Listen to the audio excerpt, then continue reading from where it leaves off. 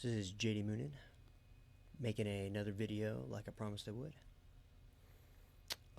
Today I want to talk about something that really rests heavy on my heart. And that's because I feel like the behavior that I'm about to talk about killed somebody, basically. Um, you can't convince me otherwise. I'm pretty convinced at this point that a young man that I knew is a very good person in my opinion, and made good intentions, anyways. Um, he killed himself. You just can't convince me otherwise. I believe that he killed himself. I really do. And the shittiest thing for me was it happened in my bedroom. You know, I watched somebody. I watched him overdose on fentanyl. I didn't watch him. Verbatim, but like, I kept asking. I told him, I didn't want him doing that stuff at my house. I don't know enough about fentanyl or opiates really, and I don't keep anything on hand for somebody overdosing on it because, I mean, why would I, right? Like, I don't take any of those drugs, and quite frankly, I don't like those drugs. I don't want them around me, um, and I just don't really associate with people doing them.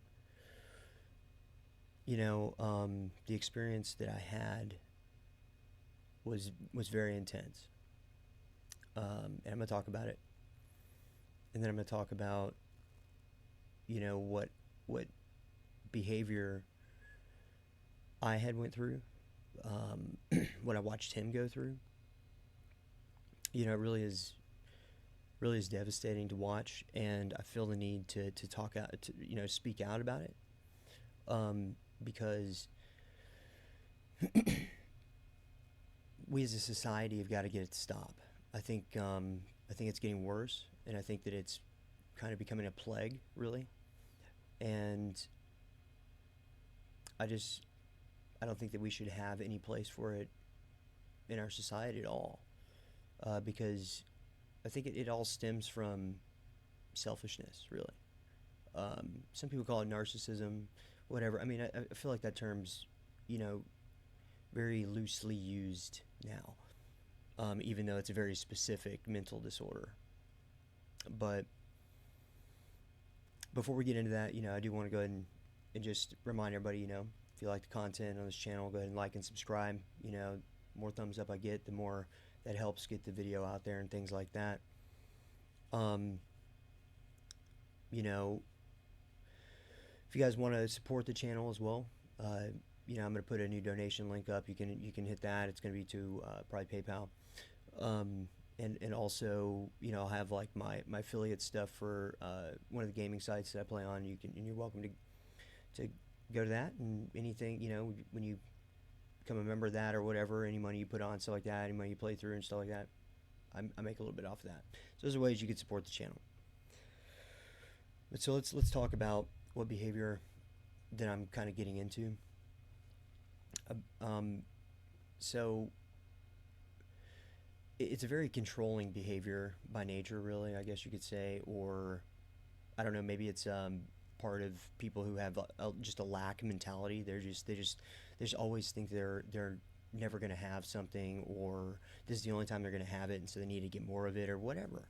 A lot of it stems from like victim mentality, like, oh, the world's wronging me. I'm always doing something. Something's always been done to me.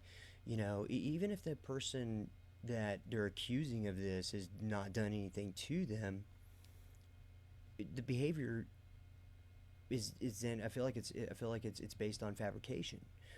Um, and it's well, I don't even know where this stuff comes from a lot of times.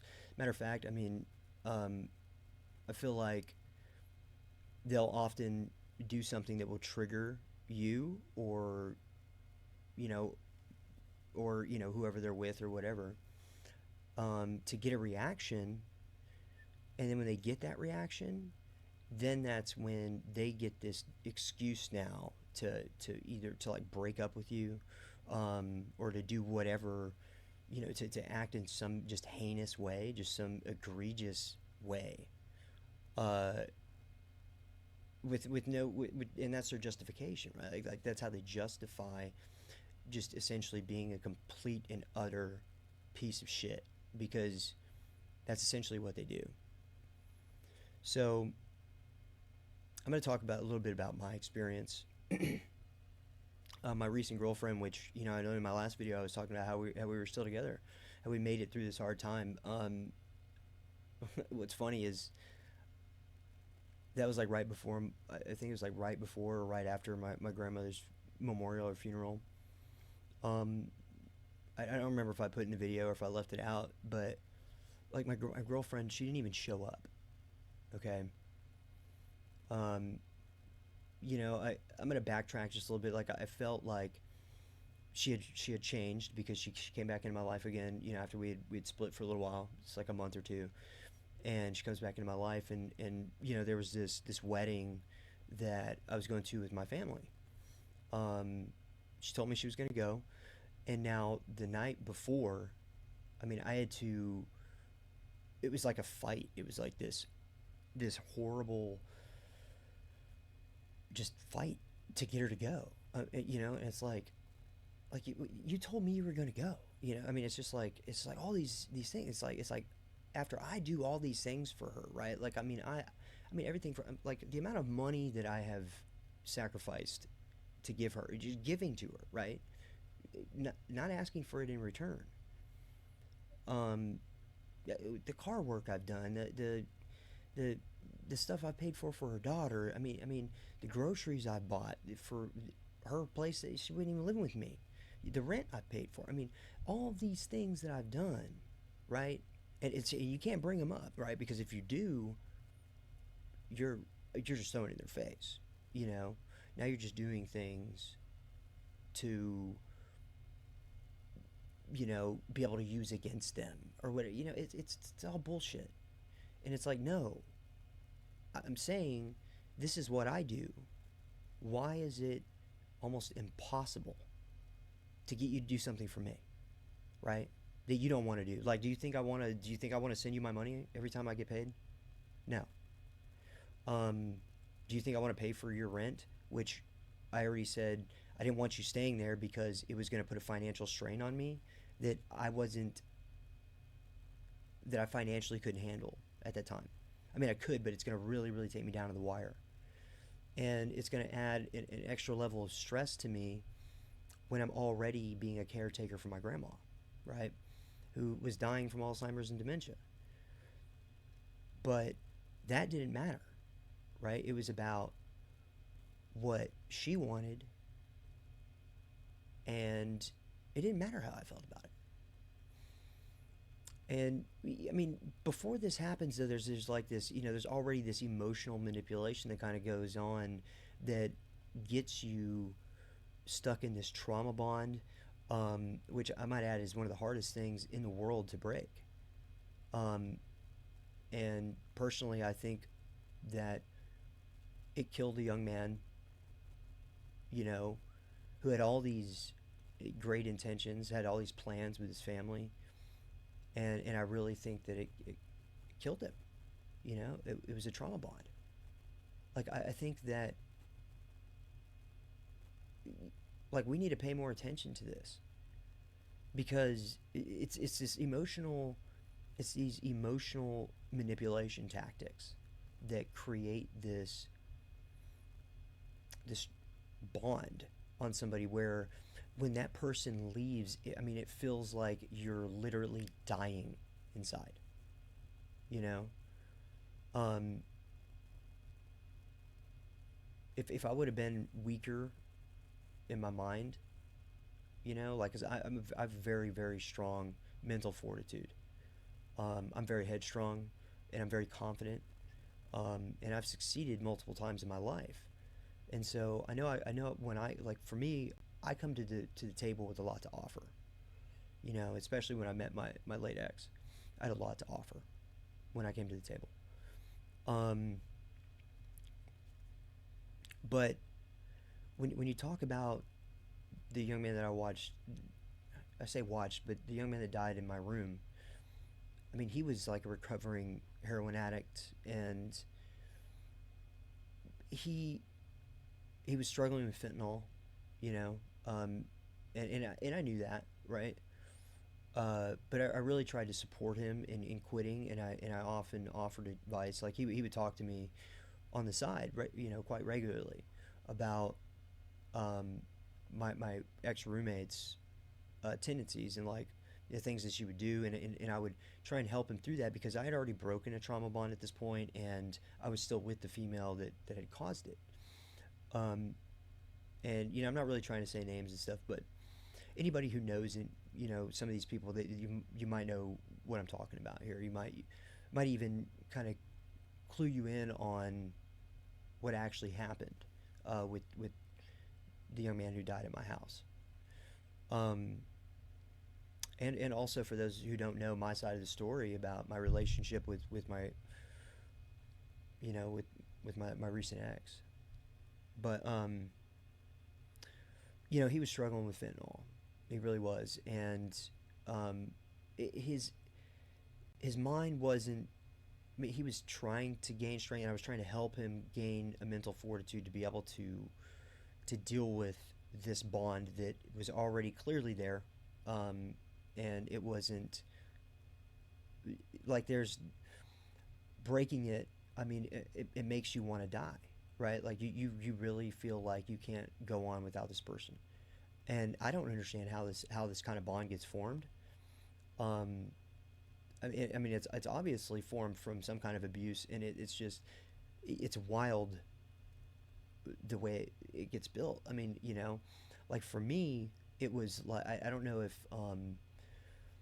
my my late girlfriend, I knew she had she told me she had borderline personality disorder. And sometimes I wonder if that's what it was, or if it was, you know, like covert narcissism or whatever. I mean, but it was. I mean, she just made her baby daddy look like this person who's just completely, you know, was a horrendous just person. You know, but see, what kind of threw me off was when I learned about like BPD and stuff. They said that you know they would like kind of demonize all their exes.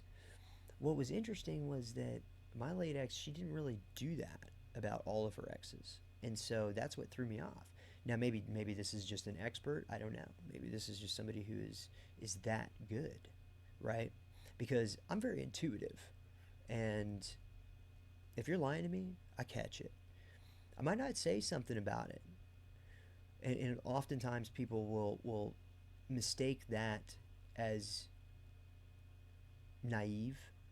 But what they don't really recognize or they don't notice until pretty much it's too late is that I already have a pretty good idea of what you're doing. Um, I've been through it already. And sometimes I'll just won't say anything. I know something's going on. I don't necessarily know what, but I got a pretty good idea. And then I'll hit you with it.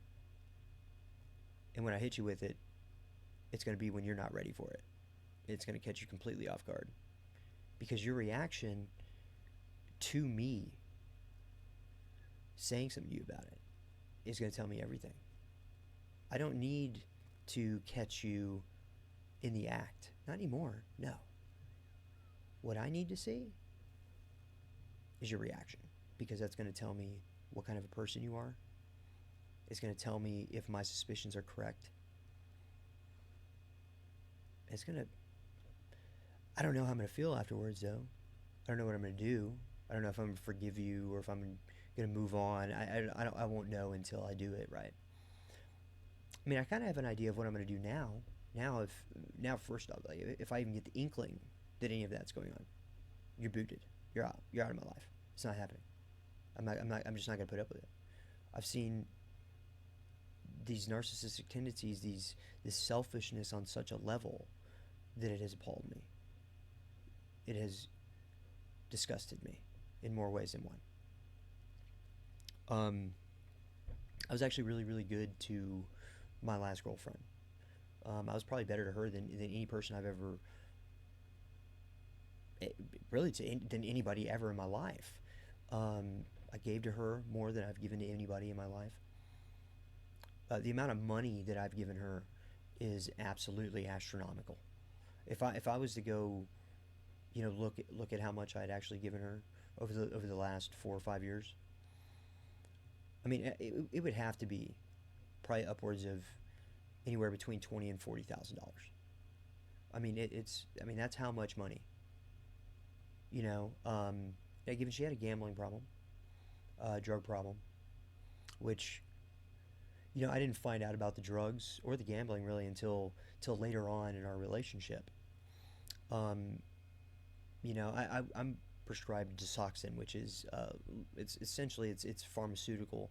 I mean, essentially, it is pharmaceutical methamphetamine.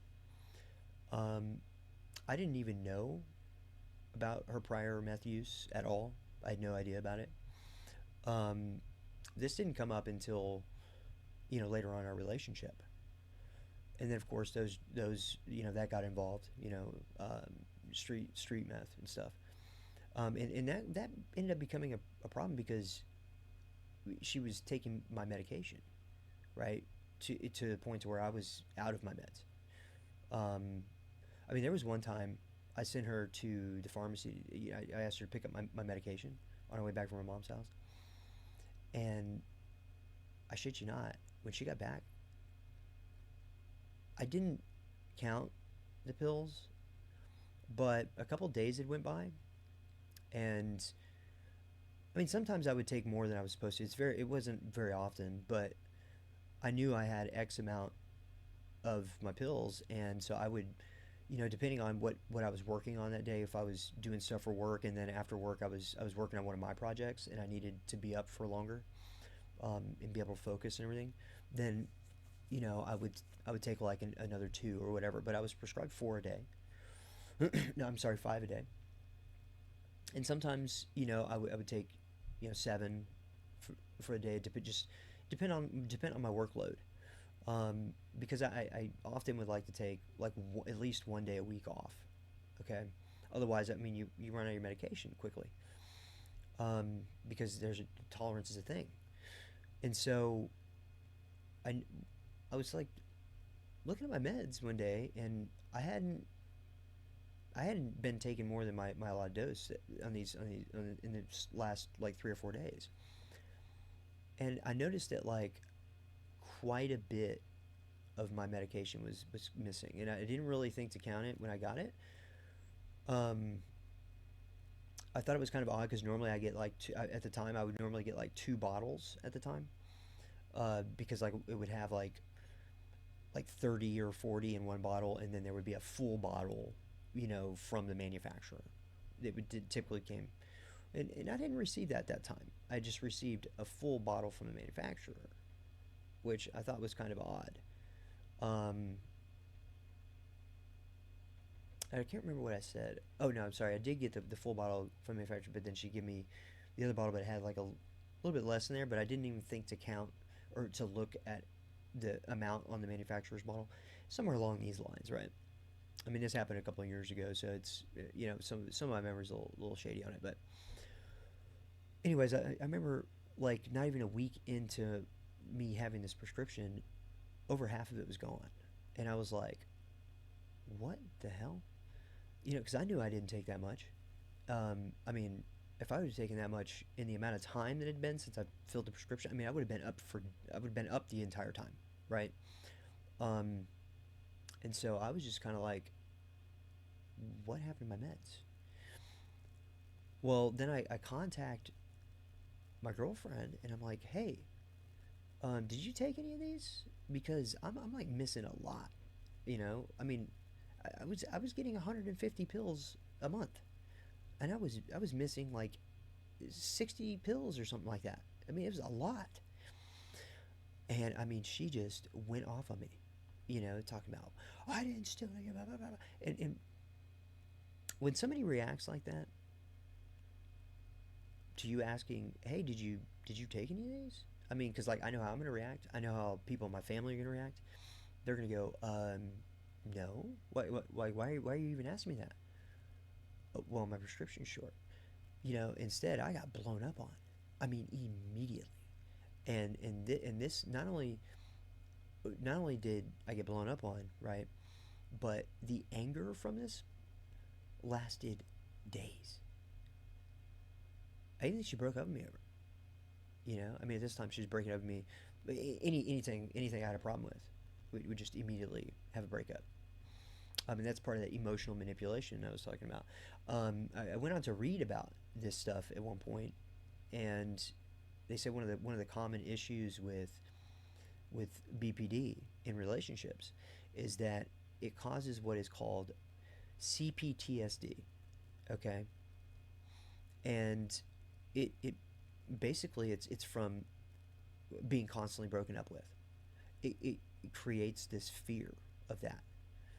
Well, me, I'd already suffered a lot of trauma in my adolescent years from abandonment, and my girlfriend had known that, and she also had known that I had suffered um, some sexual abuse. I was taken advantage of when I was young, when I was 16, by an older man, and I was also kind of, but my first experience with sex, I actually dated this girl, and we were both virgins. I was 17, and I think she was 15 or something like that. And we had sex, right? And her parents absolutely despised me. Okay, um, because I was from the country. I didn't come from a wealthy family. She did. She came from a pretty wealthy family in my town, and there's like this weird separation in my town where you have like the rich folks on this side of Cedar Park, and you have like the poor folks on this side, or like the lower middle class on this side of Cedar Park. Well, the school I was going to kind of has like both, you know, um, and she lived in the very rich side of Cedar Park. Well, needless to say, so my first experience ever having sex, right after that, I find out that her family had her parents were trying to file statutory rape charges on me, which was, I mean, I was, I couldn't believe it. But I mean, that showed me why that clause is there in the state of Texas for the Romeo and Juliet clause. Um, I mean, and the fact that they call it a Romeo and Juliet clause really kind of goes to tell you what what it is. It's two lovers who are together, and one set of parents absolutely despises, or both sets of parents absolutely despise either the other family or the other person or whatever. And they broke us up. They moved our schools, everything. And so that was. I mean, that's traumatic, right? For a young boy, who I didn't do anything wrong. I'd been with a girl for like nearly 2 years. Um, Matter of fact, I'd abstained from sex all the way until I was 17 years old. That was, even in my generation, that was nearly unheard of. Okay, I mean, most everybody I went to school with back then, I mean, they were having sex at like 15, stuff like that. But back to my point, my girlfriend, she knew about this sexual abuse, like even my ex-wife did to me. My ex-wife tased me in the nuts, man, one time. It's horrible, and I have never been able to get a woman pregnant. And I attribute a lot of that reasoning to being tased in the nuts. One time, yeah, I mean, when you've been with somebody for 5 years, sometimes you try and spice things up, right? Well, I mean, she tied me to the bed and proceeded to beat me in the stomach with a belt one time. I mean, literally getting enjoyment out of it. I mean, we had so many issues over sex in my marriage, my first marriage, my only marriage, really. But all of these different things, you know, um, the girl before my recent ex, like, I went out and had like a little fling with this girl from work, And I mean, I told her about, I've got herpes or whatever. I told her about it, and she absolutely, like, we have sex one night, and then I leave, and she's like texting me the next day, and she just blows up on me, man. I mean, just absolutely flips shit. You know, tell me, how could you? I'm like, what? Like, I even told you. Like, I told you about it, and you said you didn't care. You didn't have a problem with that. What the? Like, why? Like, what? It was just appalling to me. I mean, I've had all of these weird, just shitty things kind of happen to me sexually. You know, my girlfriend knew about all this stuff. I was very open with her about it, and I feel like after I was open about the trauma in my life, I mean, it was used against me egregiously to get whatever she wanted. To just, it's almost as like it's almost as though it felt like it was extortion, like emotional. I don't even know if like,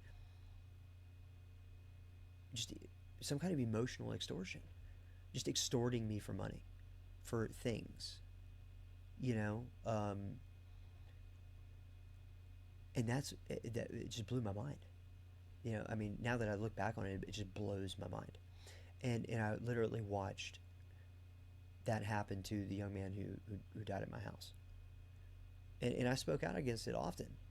I mean, I, the girl who did it to him, I've known her for 20 years. We're not friends anymore. I actually do have no room for her in my life at all anymore.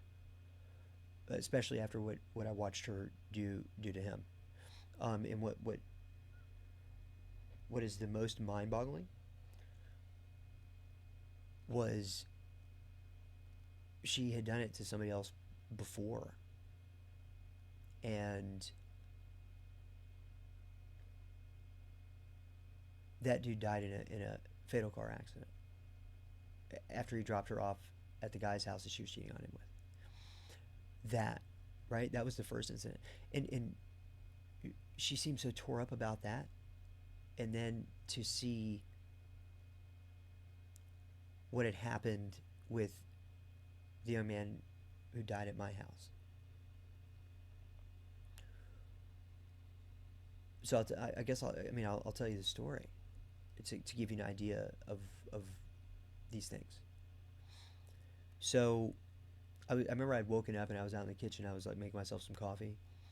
It was a little bit later because I'd stayed up late. I was working on something for this lawsuit I was in, and so I woke up. It was like around like noon or something, and I'm out there. I'm making some coffee, and she comes out and she's like video recording herself, and she goes, "Hold out your hand." I was like, "Okay." I held my hand out, and she puts like this promise ring and some family heirloom in my hand, um, and she's like, "This is for, you know." Or first she's like she's on the phone with, I think this is her now ex, right? Like, I think they had like broken up this time, and she told him, he could come and get this, she's leaving with me or whatever. But so I've been watching this back and forth already prior, and I mean, I remember she would come, and I didn't really know him very well. I mean, I knew of him because, like, back when I was in the rape scene when I was young, he was there. He was just around. Like, I knew of him because we were all kind of like in this circle. And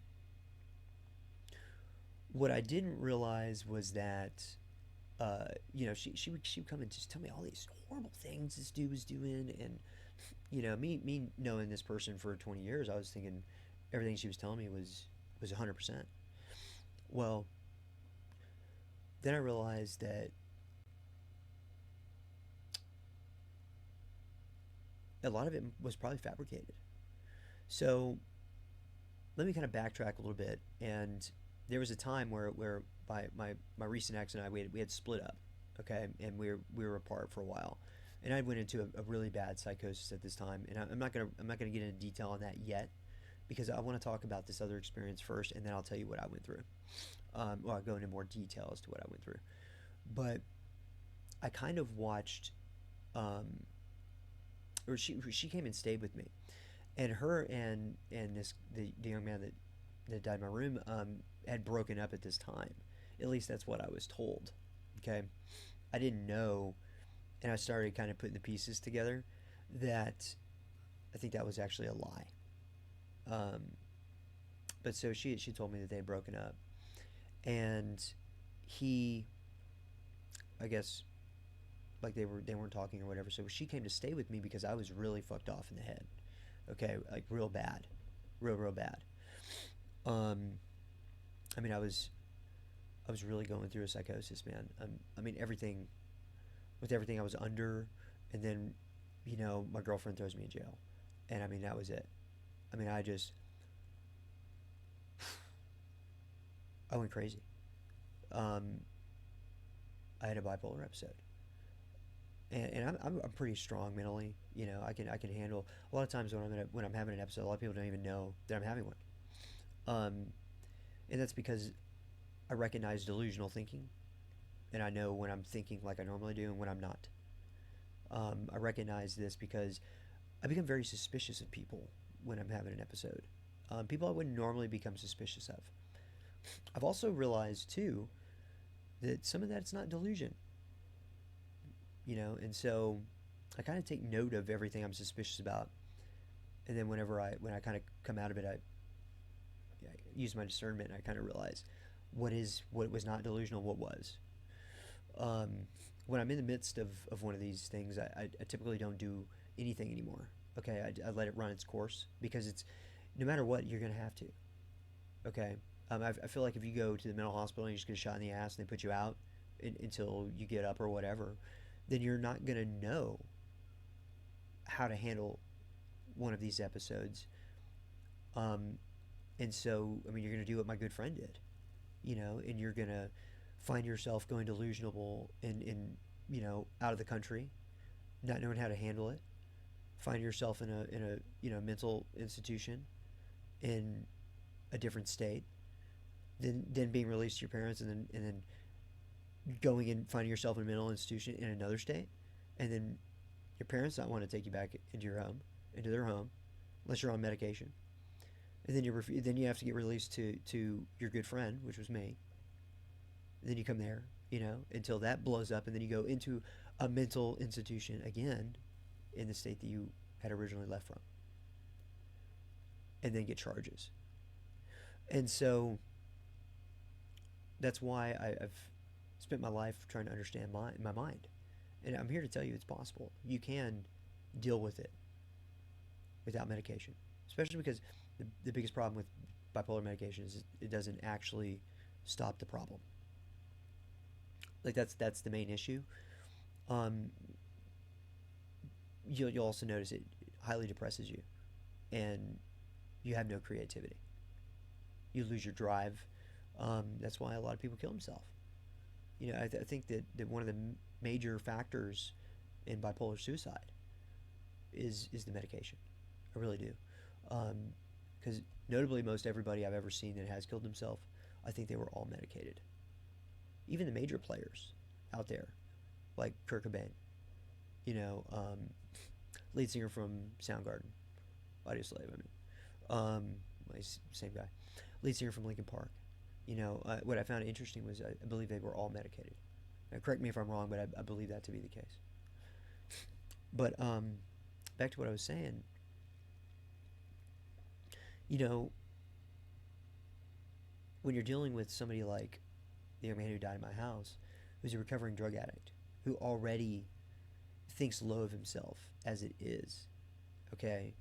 And then when you emotionally destroy that kind of a person who's already obviously a very haunted and, just demonized person, somebody who's already done things and recognizes the things that he's done, and he's really tried to make up for that in his life already, by being a better person, by really trying to work for what he has and trying to make something of himself, because on a certain level, when you've done bad things in your life, which I have, and then you turn yourself to a moral life place life stance. Um, it's almost like a redemption. It's like you're redeeming yourself for the horrible person that you were, and when you do that, or you're in the process of doing that, you're very fragile.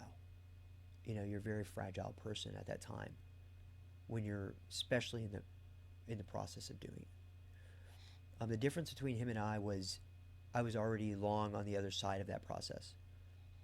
I was already a very confident man, okay, and I was a successful man, and I had already known what I brought to the table.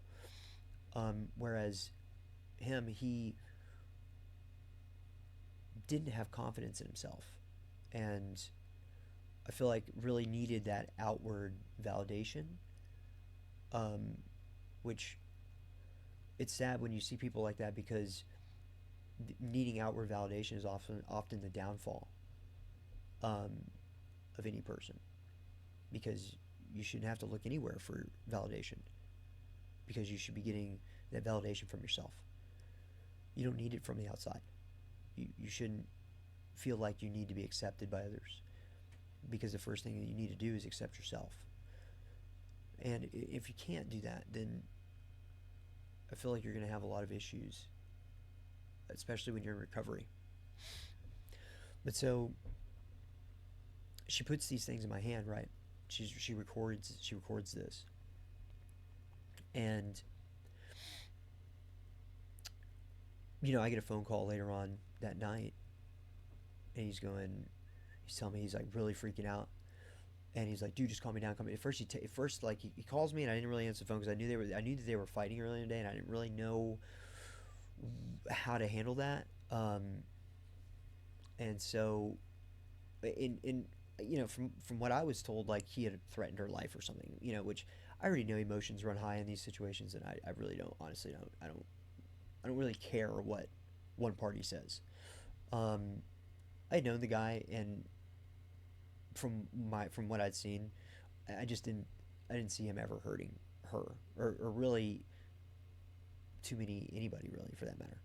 I mean, he just seemed like a really big teddy bear, for the most part.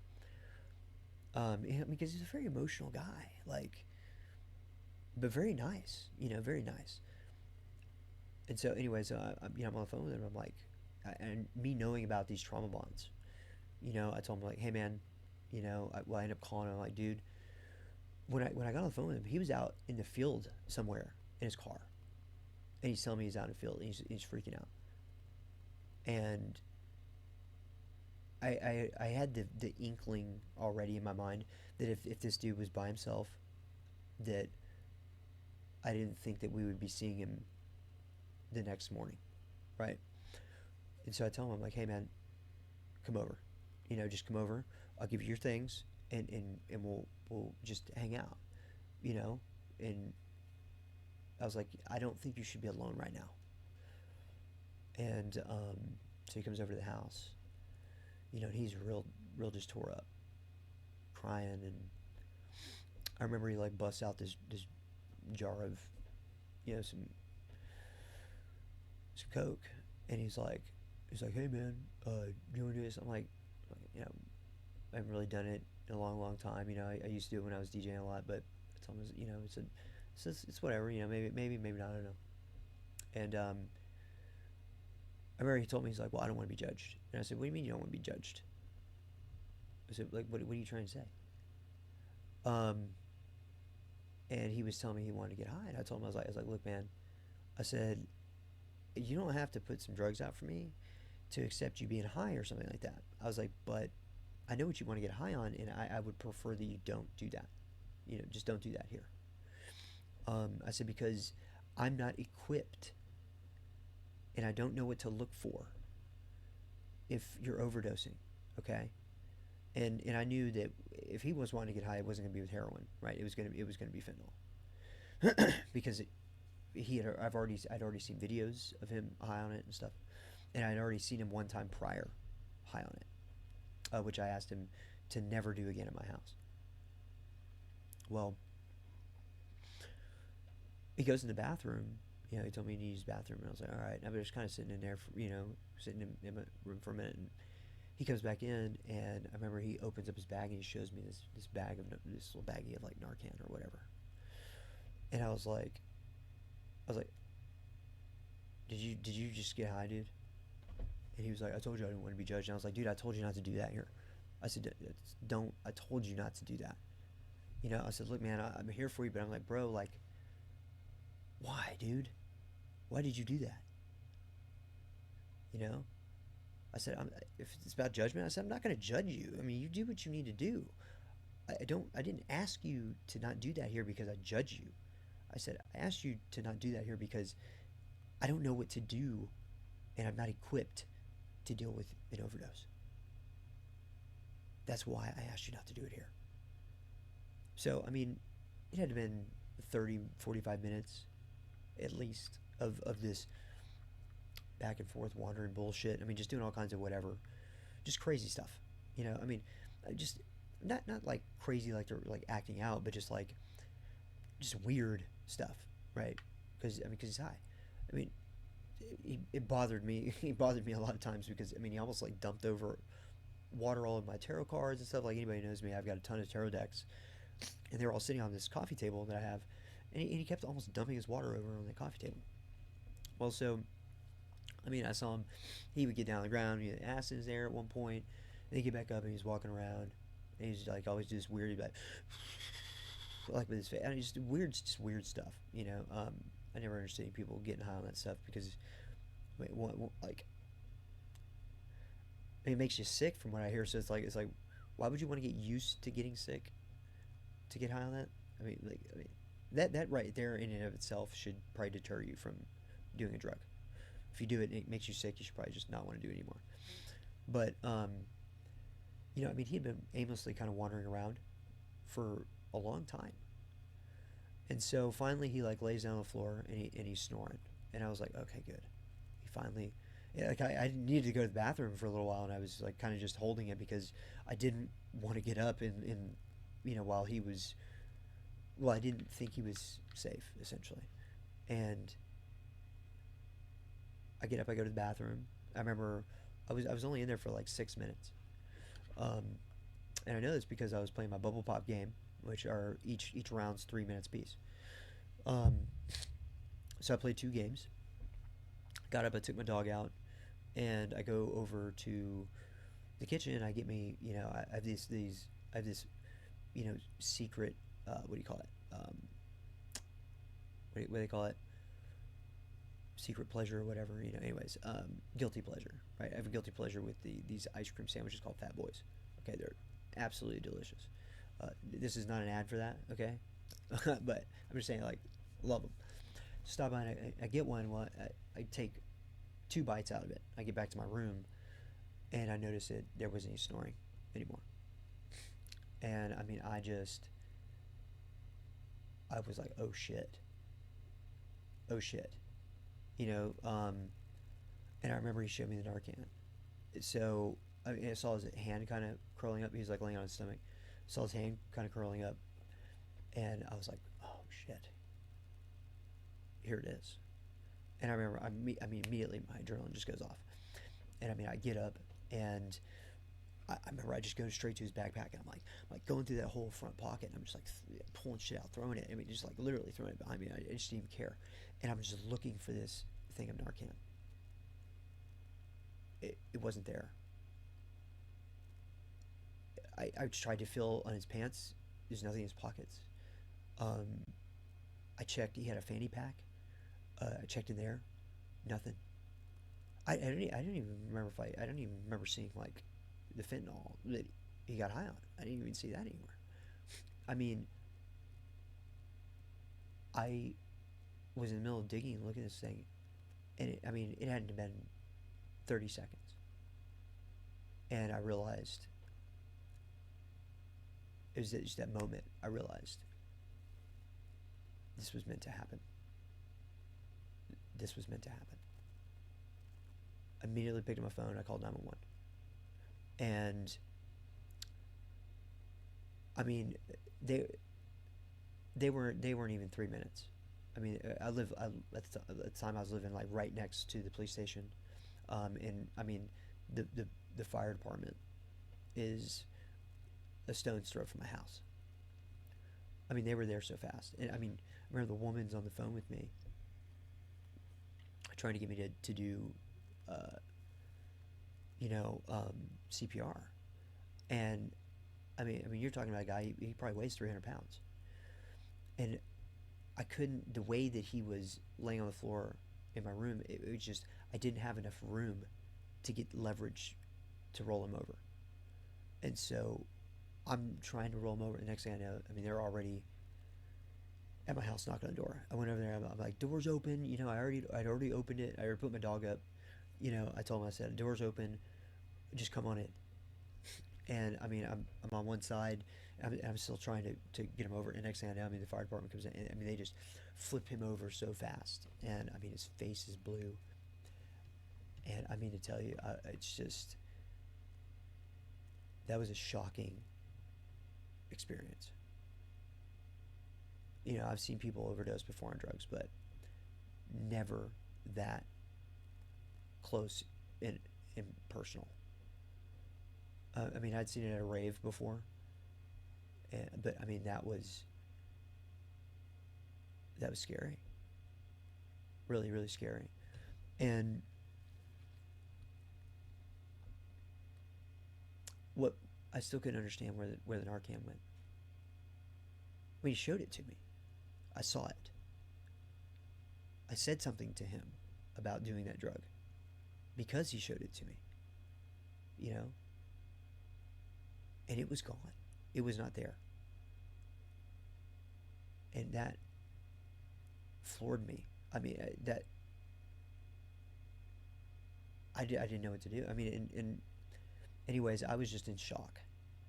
And I remember I'm just standing on the side of the bed, and right when they flip him over, I remember there's this female cop standing in the doorway of my room, and she just looks at me and she goes, just come over the bed. I look like Superman. I sprung over that bed so fast.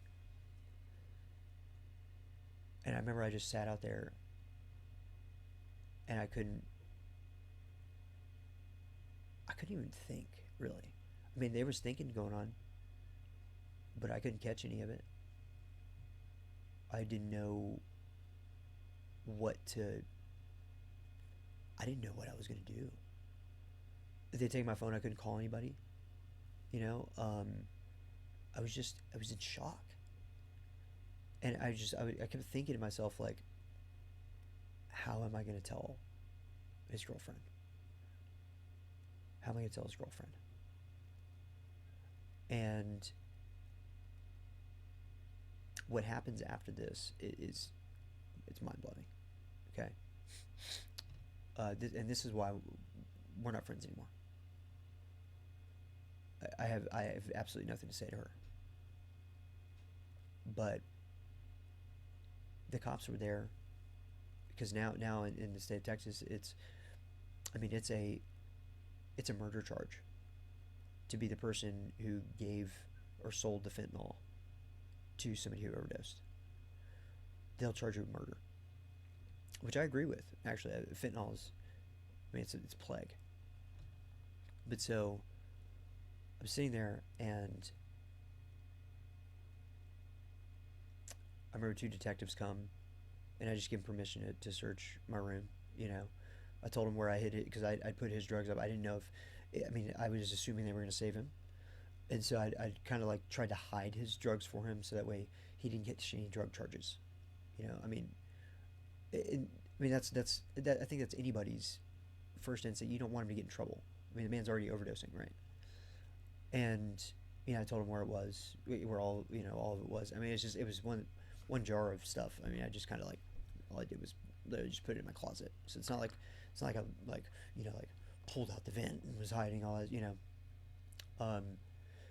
I told them where it was. They took it, but they went through my room, and finally, and this was all at like 2 or 3 o'clock in the morning. I think he got into my house. It was like one something.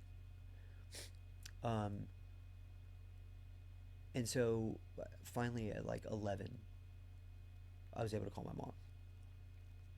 And I remember she gets there, and I just started weeping. I started crying because I really liked the guy. I mean, he was a nice guy. But then I started kind of putting the pieces together. I started seeing what was going on.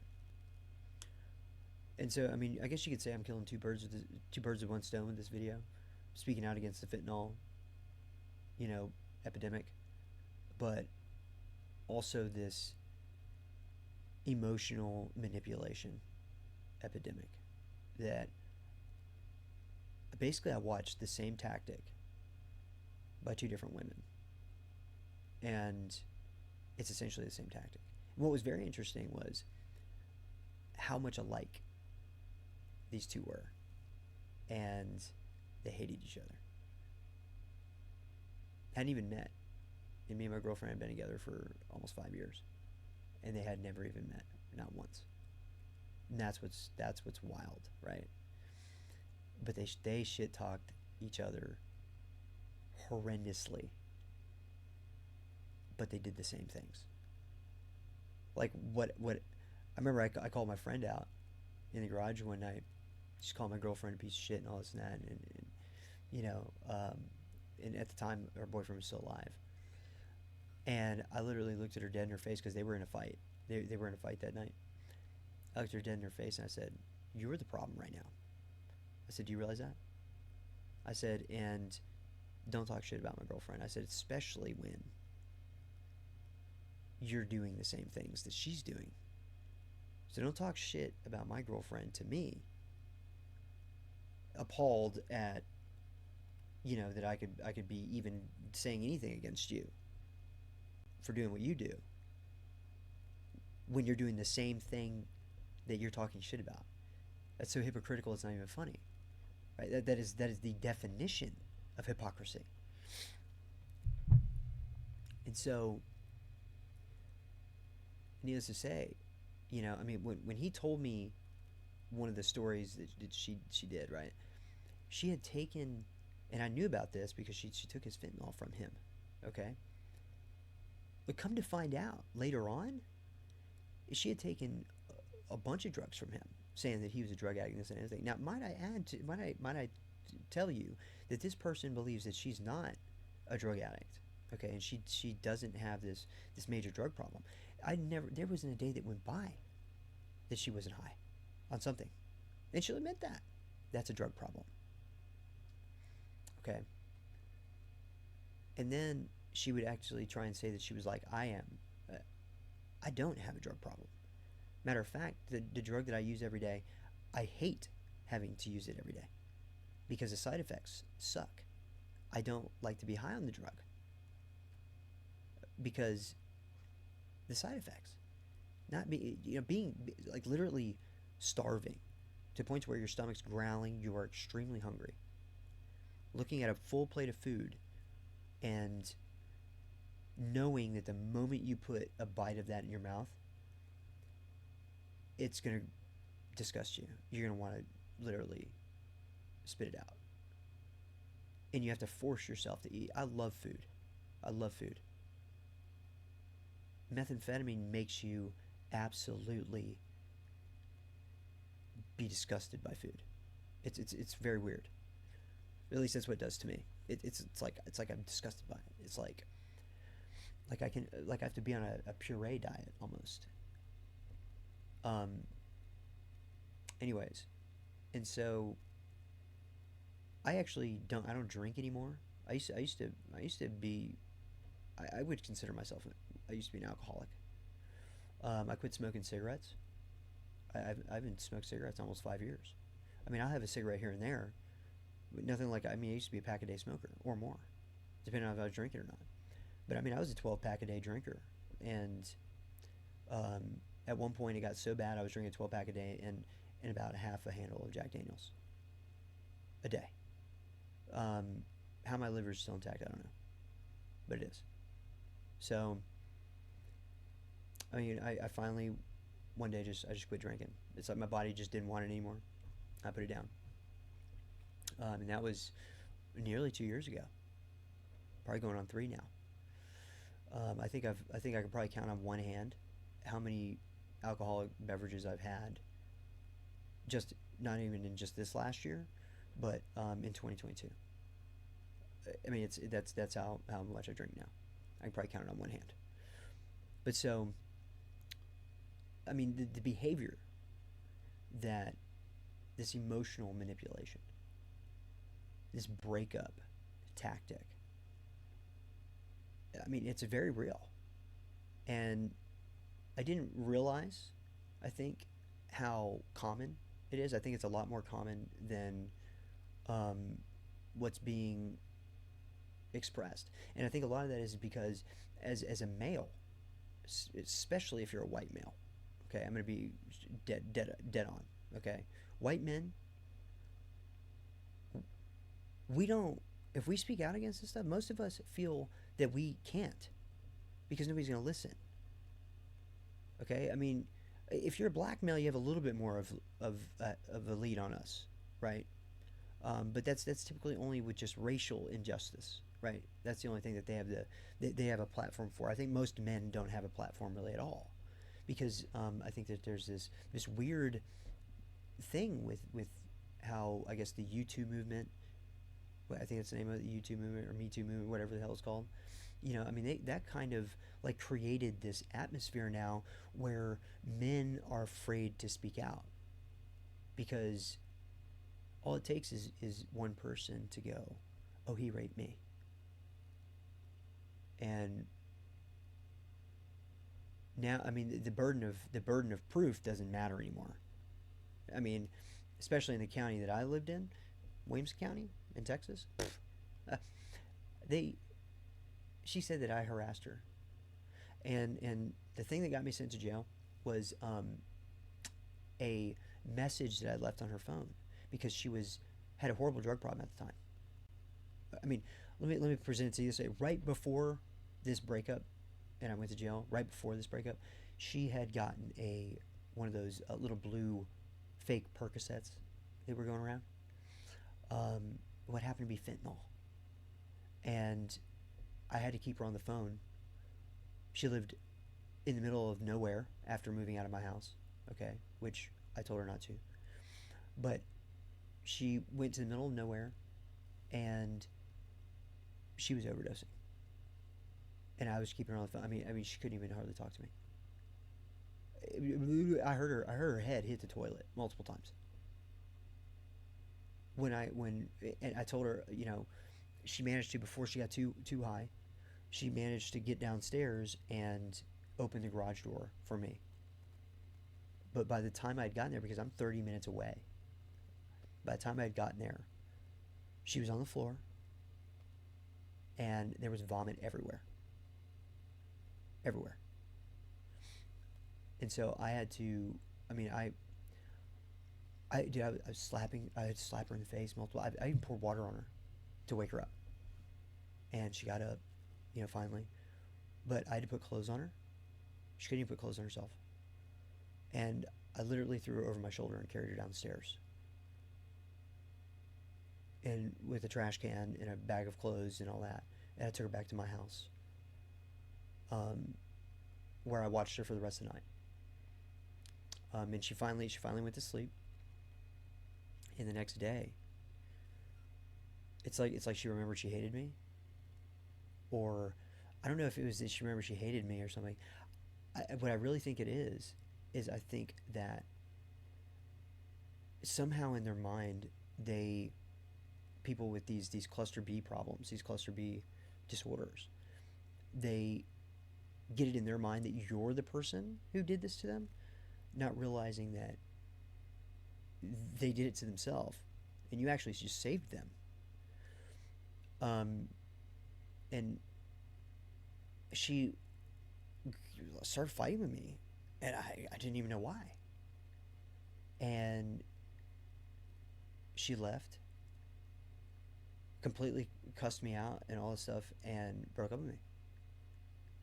I mean, it was the wildest thing I ever experienced. I was like, what just happened? I mean, my mom watched this, And I mean, how difficult it is for you to explain this kind of emotional manipulation, or I mean, I don't know if it's manipulation, or if it's just something they can't help or what. But to explain to your mother that it's a mental illness, and she's literally sitting there watching you get extorted. Okay, she thinks you're being taken advantage of while you're taking care of your dying grandmother. Okay, I had so much responsibility on my plate. I mean, it gets to a point to where when she would try and compare our responsibilities or something, or act like she had this hard day, it's like, dude, you don't even try and compare it. Okay, I understand that your stress is your stress. You weren't even doing a fraction of what I was doing. Okay, and so don't even try and compare. Period. And that was where I was at. But I mean, I was working full time. She had lost her job. Um, at one point, I mean, this is how bad it got. This is when I say I went through hell. I mean, I walked through hell, and I don't know how I made it out the other side. I don't know how I made it out without killing myself. Really, to be honest, because I just didn't know when it was going to end. Um, but at one point, uh, my grandmother's accounts had been frozen. I had been accused of stealing from her, and we still don't know who made that call, right? I don't think it was the bank. Sometimes I often wonder if it was somebody in my family. Um, so I'm under investigation by Adult Protective Services for stealing money from my grandmother, which I didn't do. Uh, my girlfriend sends me to jail on a harassment charge that I didn't do. I mean, the cop that came out there, one, there was an open case. And so anybody who knows anything about the law, if there's an open case, a boot cop, and I was not aware of it, then a boot cop is supposed to not do a preliminary investigation because it's already under investigation. He was supposed to inform me of this and send me home. Well, he told me that they had tried to contact me, and I said, okay, so you've tried to contact me. Um, my question is why haven't I gotten a phone call? He shows me that they tried to call me. I pull up my phone, and I show my phone records, and I said, do you see Williamson County trying to contact me at all? I said, what number do you guys have? They didn't even have the right number. And I told him, I said, okay, so let me be clear here. I was like, I've been with this girl for like almost 4 years at this point. I said, do you think that she doesn't know my last name? Because you didn't have the right last name. You had a wrong name, and you were saying it was me. And you didn't even have the right phone number. And you said that was me. And when you got there, you told me that nobody was going to jail that night. And everything's going to be okay. I knew better. I knew you were going to take me to jail. So, I mean, I have my inheritance is coming because my grandma died, and after this, I'm going after the county after I get my inheritance, and probably my lawyer, because I end up fighting my lawyer too at this time as well. Um, for those of you guys who don't know, I mean, I did some work with law enforcement before. Um, and they knew, and I told my lawyer about it. I told him, I said, look, man, I'm not stupid. I know about the law. I said, and that cop broke my rights. You know, I said, and not only that, but he just took her word for it. He didn't even give me a warning or tell me I needed to go home. He just took her word for it. And then on top of that, I mean, harassment is defined pretty straightforwardly. As a matter of fact, it's kind of a hard thing it's got a pretty high burden of proof, right? Because you can't just be like, oh, they scared me, right? No, that's not how that works. There has to be an actual threat, a physical threat upon your life or your belongings, right? From a person for harassment to be a thing. I did not threaten Amanda. Oh, okay. I didn't. Yeah, I said I wasn't gonna say any names, but I guess it came out. I'm not gonna re-record this, so I guess I'm just gonna leave it in. But I did not threaten her. Okay, I told her my concerns. I left her a message. I said, if you don't call me, you know, and now I might add, I was pissed right at that point because I had actually called a few times that night, and it was a dude who picked up the phone. Oh man, I lost my shit. I mean, I lost it. I mean, who wouldn't? Uh, like to act like that's like absurd that somebody would lose their mind if or get, I mean, not lose their mind, but get upset, right? Get mad that the person that they're in love with, the person that they've been with for 3 years, 4 years, wasn't answering the phone, had been ignoring them, and then when they did answer the phone, they were cussing him out and calling and telling him all kinds of bad things. I mean, things that were completely just fabricated, too, that you were doing to them, right? And when they did answer the phone, it wasn't them, it was a dude. I don't give a shit if it was the Pope. There's not a man alive that's not gonna get mad. Okay? There's not. What I didn't realize at the time was this was somebody trying to get a reaction out of me, to get leverage. And that's what it was. It took me a long time to realize that.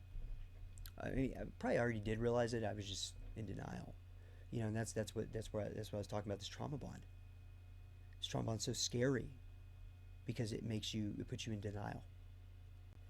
It's this weird, some people call it a soul connection or whatever. No, I mean, I don't think it's a soul connection. No, I think that it's like a tether, like a demonic tether. That it's like an addiction. It's like you're addicted to this person and whatever abuse they're putting you through. It's wild. And when it's almost as though like your mind registers your life force based on being with this person. And if you're not together, then you're not going to live. You're not going to be able to survive. It feels that way. And I remember when I broke it. When I broke this bond, in my mind, it literally felt as though there was a twig and it snapped. Like literally, it felt like I'd just broken a tree limb in my head. And my mind split in two. It's like I split into two different personalities at the time. It was wild. I mean, the experience that I had defeating this was one of the hardest I'd ever been in. And I think where I'm at now is I'm kind of starting to realize that I don't know if she had BPD or narcissism or covert narcissism, whatever. But what she realized was she couldn't beat me. I mean, I've got the divine on my side. I've been spiritual for a long time. I've done nothing but study philosophy and the divine. I've been seeking the energies that are outside of this world since I was a child, because I've been connected to things and I've seen things. I've had visions since I was a kid, and so I've spent my entire life studying that stuff since about the age of 13, when I had my first divine experience. I went on a church retreat to Panama Beach, Florida, and while I was there, I experienced what the Buddhists call nirvana, also known as shunyata. I had experienced complete oneness with everything around me. But while I was in that state of being, I also heard. I felt the emotions, and they weren't mine. I didn't understand what this was. I felt this weeping And then I started weeping, but I felt the weeping before I started weeping. I felt somebody else is weeping, right? Then I started to kind of like hear why, like what was going on, and I didn't know what this was, and I'd never told anybody about it until my last girlfriend. I hadn't, I just kept it to myself. I hadn't dove in enough into spirituality to really understand that I was an empath, and I've been an empath for a long time. I felt like, because like as I've gotten older, I've spent a lot less time around a lot of people, because like when people are freaking out or they're anxious, I feel it, right? Like I feel that energy. It causes, like I'll feel anxiety and be like, well, this isn't mine. I'm not anxious right now, you know. Um, that happened when my little brother came over to my house not too long ago. I just my chest was real heavy. I felt this anxiety. I'm walking out and I see him and he's pacing. I looked at him. I was like, dude, sit down. And I gave him, like a quarter of lorazepam, and I was like, here, calm down. I said, everything's okay. Ground yourself. And I remember shortly after that, I took some sage, kind of cleared the energy around him and everything, and it went away. You know, I, I've started to kind of get to the point to where I've really realized that I have this ability to kind of see the bigger picture, right? The picture that others don't see, because most often people are tied up with what what they're into in the moment, what's going on. I mean, maybe even yesterday or the day before, or what's going to happen tomorrow. Most people aren't looking at what's happened over the last 10 years. I do. I mean, I can, it's like I can watch a video replay of my life. I mean, almost to the point, my memory is to the point to where when I remember something, I can, and I'm remembering like an event or a time frame that I was involved, I was up, I was moving around or something like that. When I remember something like this, I can almost smell the scent that was in the air that day. That's the memory that the divine has blessed me with, which is so funny, because I have ADHD, and there's things that I just can't remember. No matter how hard I try, it doesn't matter if I read it 15 times, 20 times, 100 times. I ain't gonna remember it. And that's what's so wild, right? You start to kind of realize why the middle way is so important. The middle road. Finding the balance in life. But I want to get back to what I was talking about with this guy who, down at my house, I mean, I remember when I called Sarah. Fuck it, I'll just say the names. When I called Sarah to come to my house, the detective had called her and told her that Greg had died. Okay. What was very hard to deal with at that time was the fact that she calls me right after the phone call with the detective to ask me if it's real. And I said, yeah, it's real. And I started crying with her on the phone. I said, yeah, it's real. They need to talk to you. And I remember she came over and he asked me, he's like, do you think she'll let us in the room? And I said, look, I'm going to tell you right now. I said, I'm going to be honest with you. If you search that room, I think you're probably going to be taking her to prison. I said, I'm going to be completely honest with you. And I hadn't been in a room. I mean, I was renting to her, right? And so I hadn't seen inside a room, for whatever. And, I mean, I already knew they were going to kind of be like, well, what the hell is this when they went in there? Because, I mean, she had a wooden pipe that looked like a vagina, and like dildos. Like one right when you walk in the door is like plastered to the friggin' fridge that was in the bedroom. and it was like sticking out like right at like head length when you walked in the door, and there was like hair ties on it and stuff. I mean, it's like stuff like that. Of course, I mean, people are gonna be like, what kind of like what kind of person is this? But what was really appalling to me was after the detectives left, I remember she just goes, I just need to get high. I just need to get high. Just need to get high. She's just wigging out and goes in and just smoked herself stupid. I remember she looks at me. She goes, sorry, I can't give you any of this. Like, not that I was even in there asking for any. I was just in there with her for her. You know, like I felt bad for her. But then I started to realize what this was all about, because I noticed she started getting mean to me, mad with me. You know, she was like, "Why didn't you call me? Why didn't you tell me that he was there?" I'm like, "Oh yeah, okay, sorry. So yeah, I'm gonna call you and tell you that the dude that you just said threatened your life was at the house, because that was gonna turn into a good situation, right? Because then I'm gonna have you come over there, and then you guys are gonna start fighting. And then what? Just like you guys like the weekend before when y'all had a physical altercation, okay? And you're telling him to, you're kicking him out of the house with a bat with nails in it, and I'm supposed to have him come over when I'm trying to keep you guys separate, so you don't do that, so nobody gets hurt, right? But what? What, I was supposed to call you because, oh, you've been Narcaning him for how long?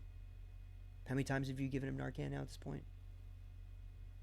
I mean, eventually when somebody's been Narcan too many times, they can't save them. I didn't know this until way later. Eventually, I guess the body becomes unresponsive to Narcan anyways, because EMS was in my bedroom working on this man for like 5 hours, like 4 or 5 hours. I mean, if that tells you anything, okay. So when I called him in time, obviously, but I guess, like I said, I guess it was meant to be. And this was guy two for her. It's guy two. I mean, think about that for a minute. She just to another person, and she was like, "Oh, everybody hated me afterwards." Blah blah blah. Okay, well, it's like, well, yeah, you're. I mean, that was shitty. You know, I mean, you were cheating on him, and he's dropping you off at the dude's house you were cheating on him with, and then he died in a fatal car wreck. I mean, but to me, that would be probably a sign from the divine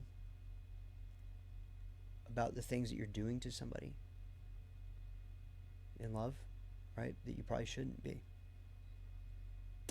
So back to whenever my girlfriend and I, when we had split, you know, for the little bit of time that we had split, when she sent me to jail, Sarah came over to the house and I just needed somebody there.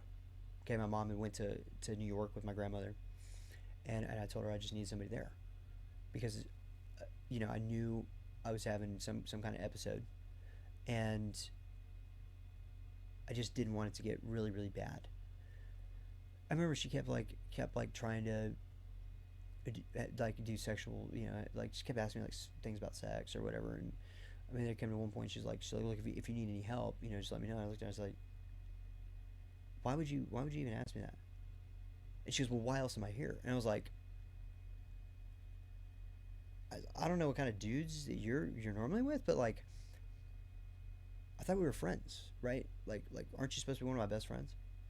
I'm not. I don't have you here for sexual needs. I have you here because I'm a person, and I know I'm not doing well, and my mom can't be here right now to make sure I'm okay. So I need you here right now to make sure I'm okay, and I just don't do something crazy. Well, yeah, finally some time goes by, and you know, in my mind, I'm like trying to get over my ex, and so like we'd already broken up quite a few times at this point, that I went ahead and I decided to, to try and have sex. And so we did. We tried. Neither one of us really feeling it. I mean, I just like, nah, wasn't really enjoyable, and just stopped. I was like, nah, I'm good. You know, I never tried after that. And I remember, like, I told a man about it. But apparently Sarah, I'd forgotten that she said, "Oh, this is our little secret," blah blah. I forgot that we had like made that decision. Uh, but it was really me as brought it up. I mean, I guess she wasn't gonna tell. She wasn't gonna tell Greg regardless, right? But me, I'm a moral person. I'm a moral man, and I mean, guilt will eat me alive. And I immediately felt bad from the moment I started even trying to have sex with somebody else. I felt bad just because I don't do that. I don't go from relationship to relationship. Uh, I take time to get over somebody and then go to the next relationship because uh, it, what I watch these people do to other people. I mean, that's a product of not dealing with the trauma and the pain of a broken relationship. I mean, a broken relationship hurts. Period. I mean, I don't care what anybody says. Okay, when you make love to somebody, you connect with them on a level, on a soul level, right? Like that, like it does something to you.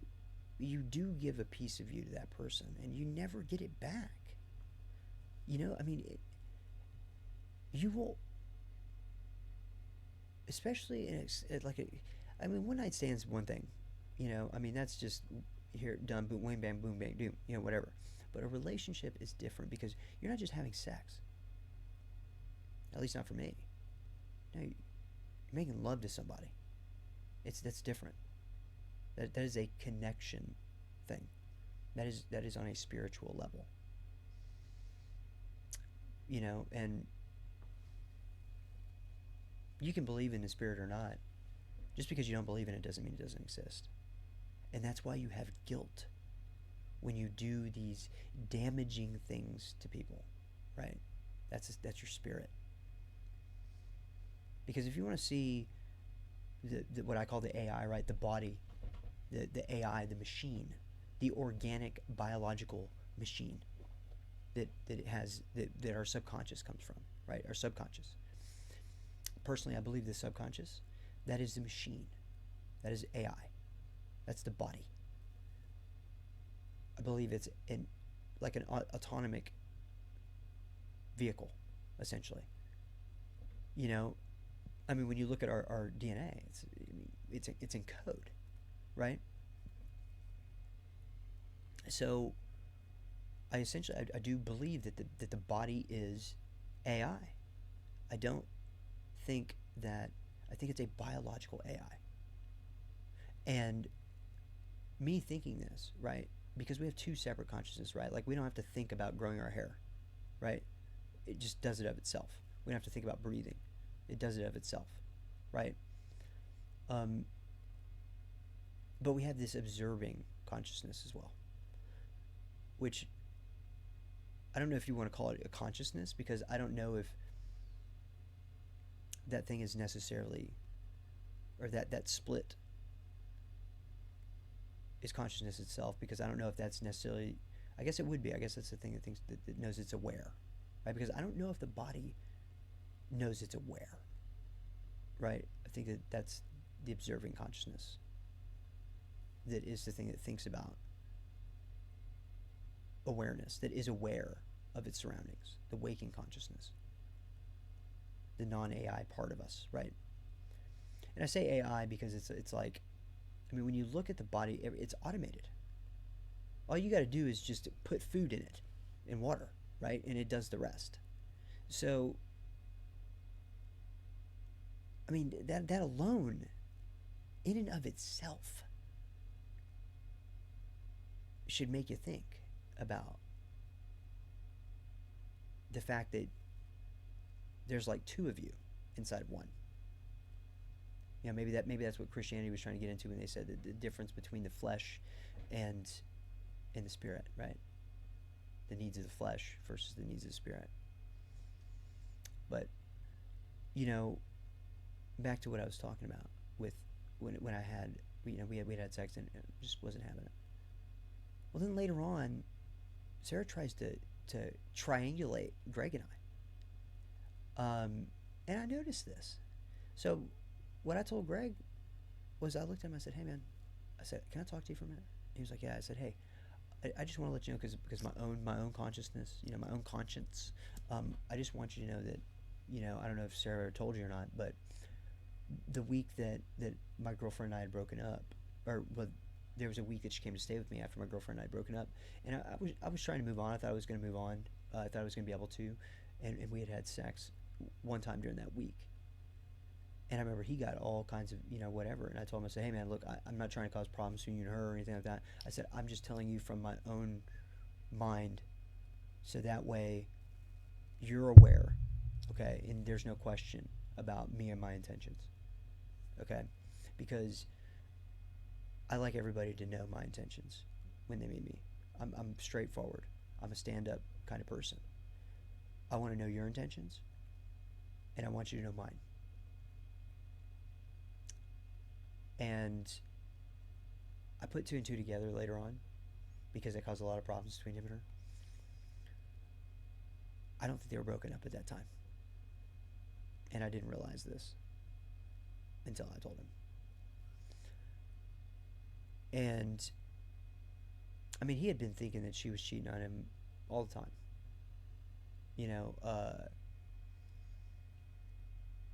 Come to think of it, she would tell me the stories, and I believed her, thinking, that she was deep down, she was a good person. She had a kind heart, good soul, really cared about people, because that's the front that she gave off. That's the front that these people give off. That's how they get you. That's the trap. And like, she would act like she really cared about my grandmother or whatever. Like she really cared about my aunt, but come to find out, later on, you start to realize that it's all looking for ammunition, for leverage. It's all about leverage. Now, I don't know if I can blanket statement and say all women do this. From my experience, it looks a lot like that in some way, shape, or form. It's just these two last experiences, the two women I had close to me in my life recently, they did it egregiously. I mean, unlike anything I've ever seen before. Greg told me a story about Sarah taking his drugs from him under the guise that, oh, she was worried about his drug use, yet she was selling the drugs back to him. I was like, what? When I found this out, I was appalled. I mean, I couldn't believe it. I was like, okay, that told me a lot about her character. I remember when I needed something, the price kept going up and up and up, knowing that I had just been laid off from my job. I couldn't afford my prescriptions, right? And I'm looking for something, and I mean, it went from $20 to $25 to $35, and I was just like, what? I was like, okay, dude. I was like, look, you know who I am, and to even think that you could do that to me was grossly disrespectful, and quite frankly, really made me start to question your motives. I look for patterns. And I'm the kind of person that I learned a long time ago to pick your battles. Because people are people, okay? And they're going to hurt you. I mean, that's just the nature of people. They're going to do things to hurt you. And often, I mean, it's always the person who's closest to us, right? That's going to end up doing something that's going to hurt the most. I mean, that's just the nature of love in any form. Whether it's friendship, whether it's platonic or agape, it doesn't matter. I mean, in my opinion, the truest and the most and the biggest form of love that you can show to another person is forgiveness. That is that is the truest form of love, and that's why even with Christianity, Islam, whatever, all Judaism, it's all about God forgiving us, right? Like that's I mean that's like one of the main focal points of Judaism is forgiveness from God, because that is the truest form of love. That is the one of the biggest things outside of spending time with somebody that you can do for another person is forgive them for transgressions against you. Because forgiveness is not, oh, I forgive you, now you stay over there, don't talk to me. That's not forgiveness. No. That's you knowing what they did and saying, you're a shitty person, I don't want you around me, but I'm not gonna, you know, resent you or whatever. Which I don't even believe that, because I think to forgive, um, you have to let go. You have to fully let go of whatever they've done. That doesn't mean you forget what they've done, but you let it go. Meaning, you don't bring it up in every fight. Okay, you don't hold a bad deed against somebody. Which I didn't do that with Amanda. However, I did keep count and remembered what she's done to me. Anytime it would be brought up, I mean, it was just, oh, you're throwing it in my face, blah blah blah. Victim mentality. That's manipulation. That's what it is. And I knew how Amanda had manipulated me, and I thought it was mental illness or whatever, and I really just kind of shrugged it off and just kind of went through it and kept going through the breakup back and forth, back and forth. I mean, she called me an incel at one point. I was like, what? You know, um, what was really crazy was I hadn't really opened up sexually to somebody in a long time. Because the last time I did, I was abused. It was used on me as a weapon. And I just wouldn't open up to Amanda in that way. You know, um, I just always told her, I was like, I'm not the person to manipulate. You can't manipulate me with sex. Finally, one day, um, I guess I opened up. I opened up to her, and I allowed her in. Into a deeper part of me. Like I guess you could tell that there was something left out when we'd have sex. It's not that I didn't do my job, you know get her to climax or anything like that. No, but she could tell that there was a certain level of I was holding something back. Okay, because you best believe when I fully open up to somebody in that manner, it's gonna be one of the best experiences. Period. Um, and that's just because I know what kind of lover I am, right?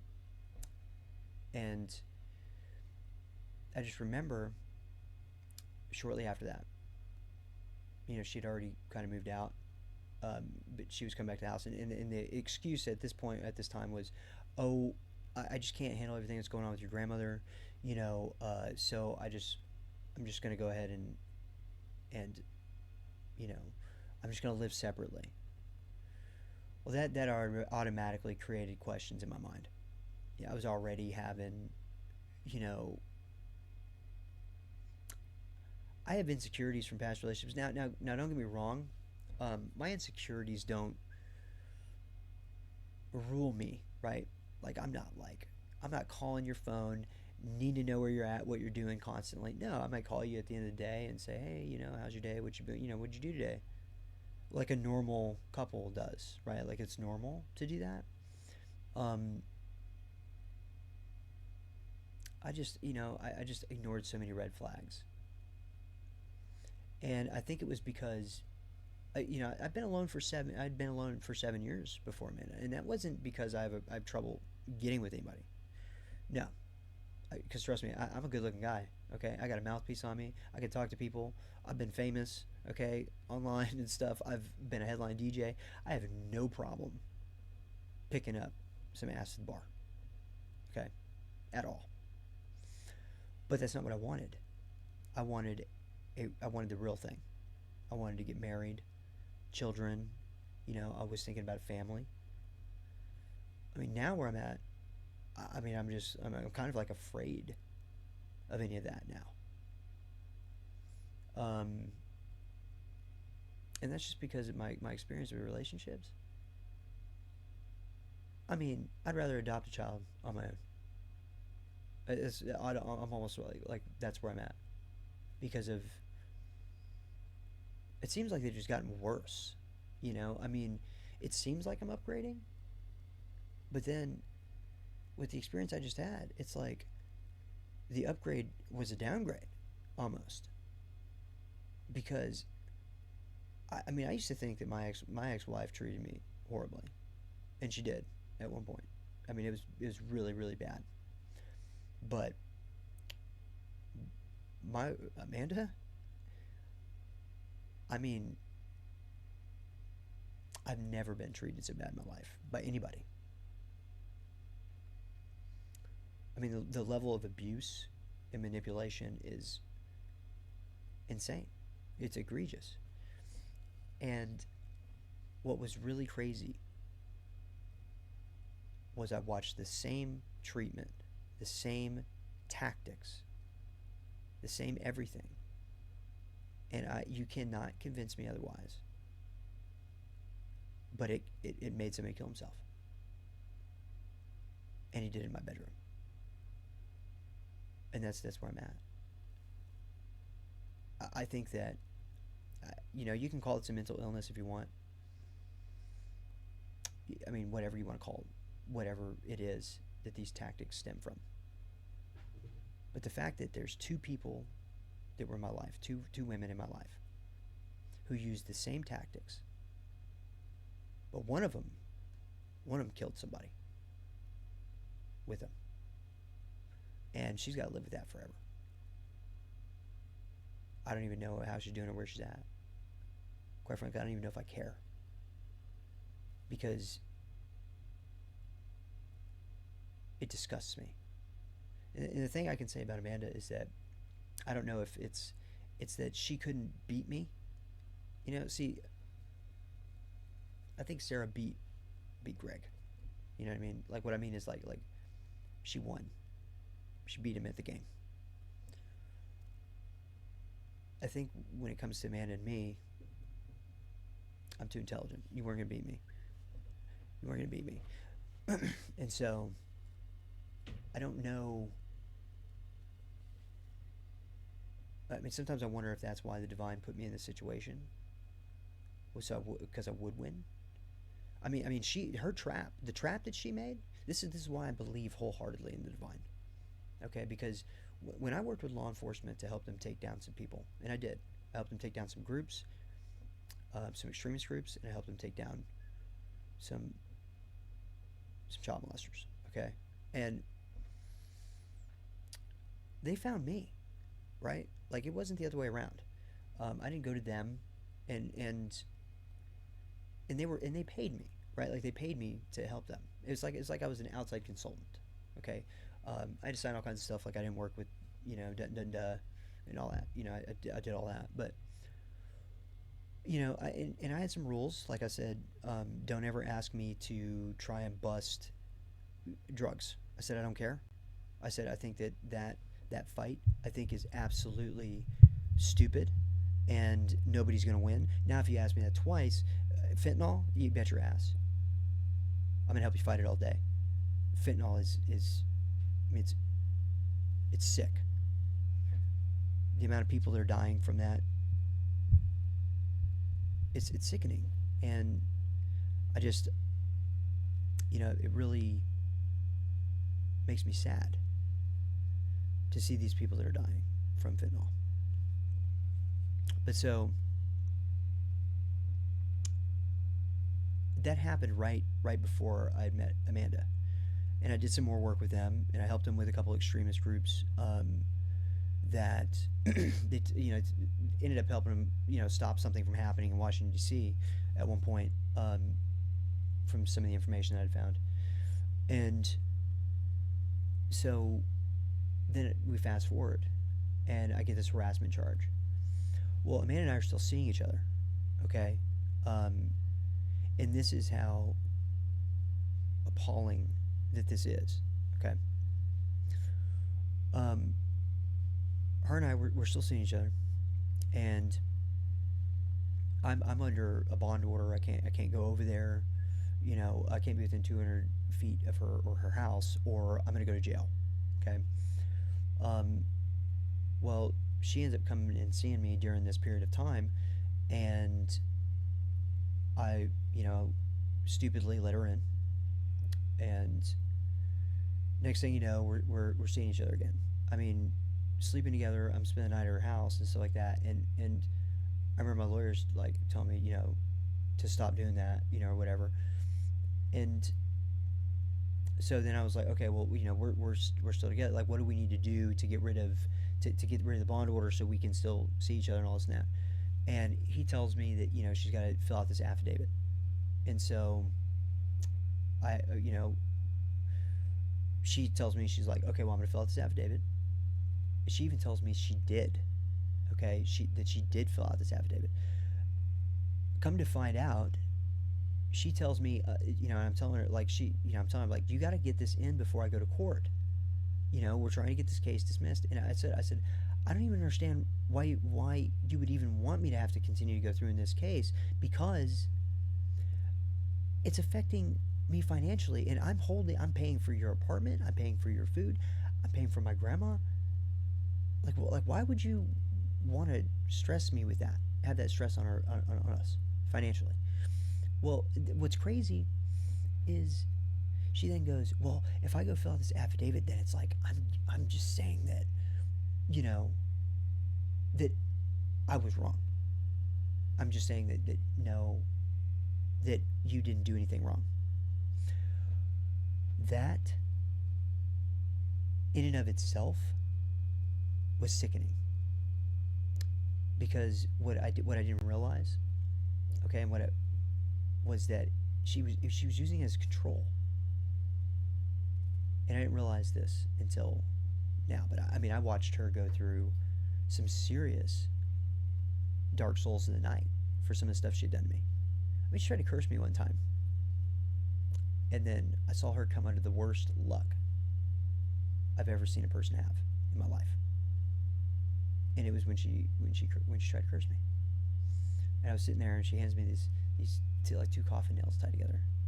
And I told her, I looked at her, and I was like, isn't it not good to try and curse somebody who's innocent? And at that time, I guess she really believed that I'd done something to her. And I guess that's what makes this mental illness, is that she really did believe that, but I hadn't. That was the thing. Matter of fact, I did quite the opposite. I supported her. I was still supporting her financially. She wouldn't even live in my house while taking care of my grandmother. And I think what is the most mind-boggling is I watched her get mad at me for allowing other people to treat me badly. And I would watch her even say that she couldn't understand why I would forgive her for the way she treated me too. Well, that's what you do, right? I was trying to show her that love does exist. Real love. Unconditional love is there. But eventually somebody just gets tired of doing it when they're not getting anything in return. Nothing at all. No support. Nothing. That's not me saying that my love requires you to do something.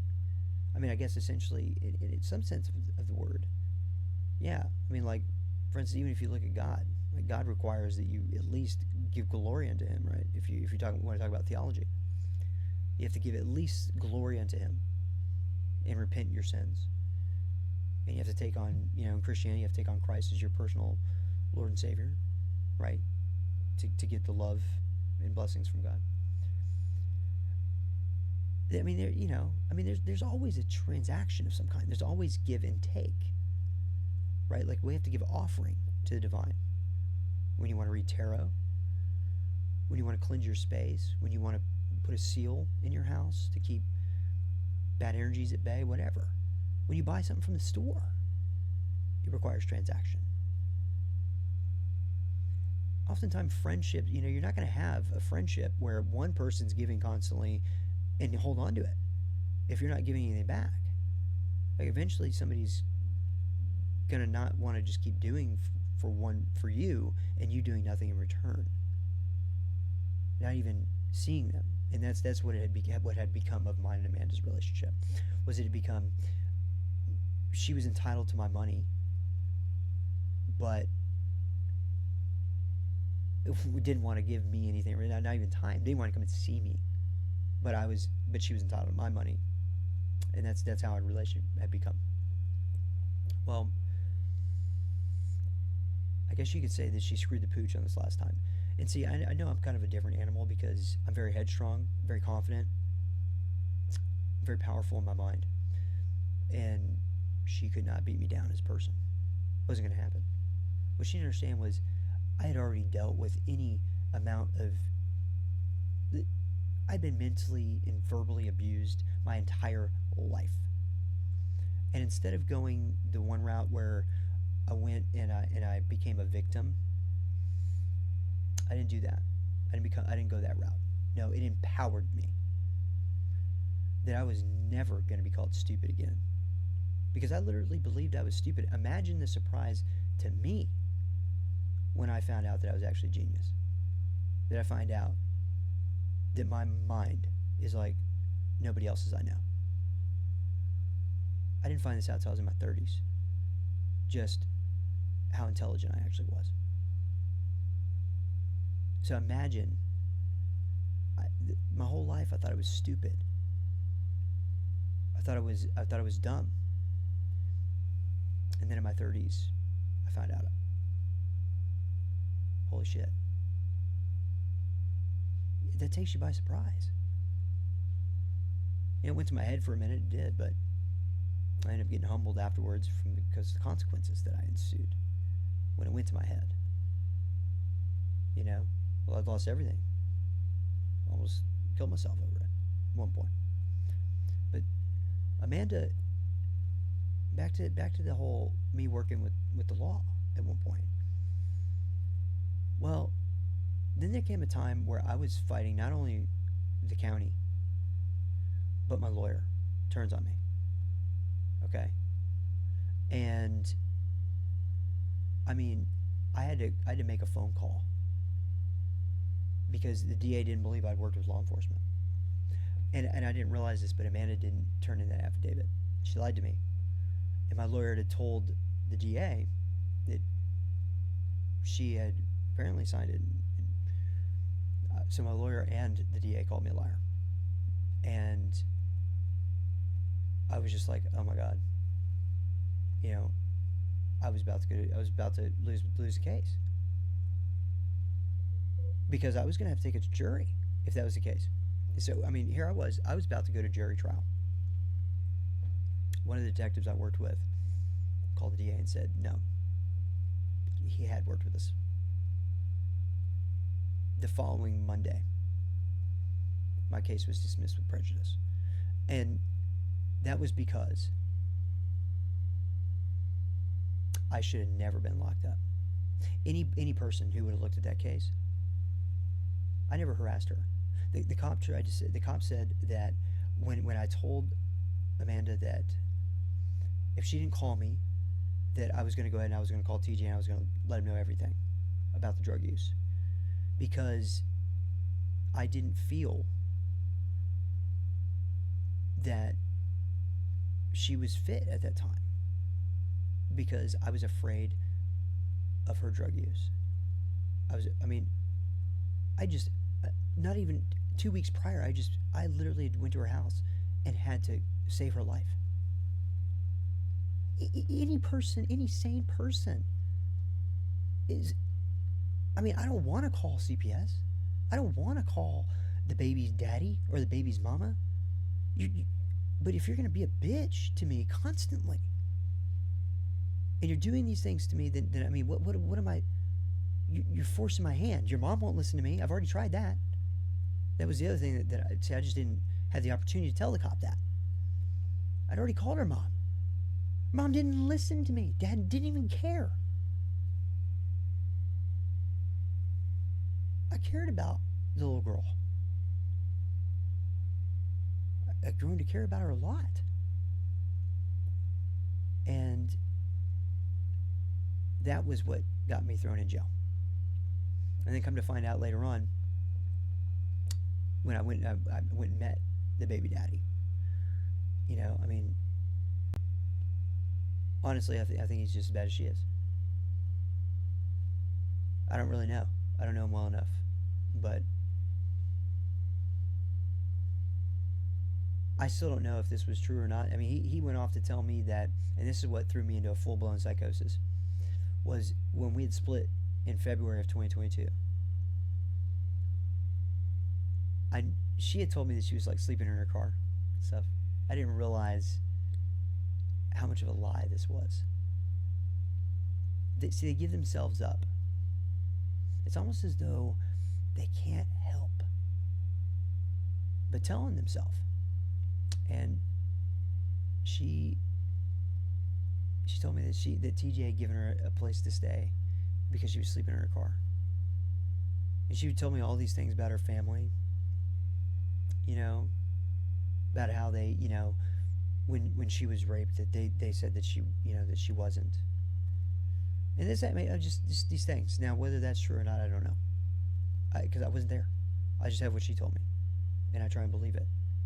You know, I try and trust her at least. But I mean, really, she's given me no reason to trust her. She told me she filled out an affidavit when turned it in person, and the following day I almost lose my case because she didn't. She set a trap. I just beat her. I play 4D chess. It's not me that's playing it. It's God. That's who's playing it. He had my back. And I didn't even know that at the time when the FBI showed up in my house. I had no clue.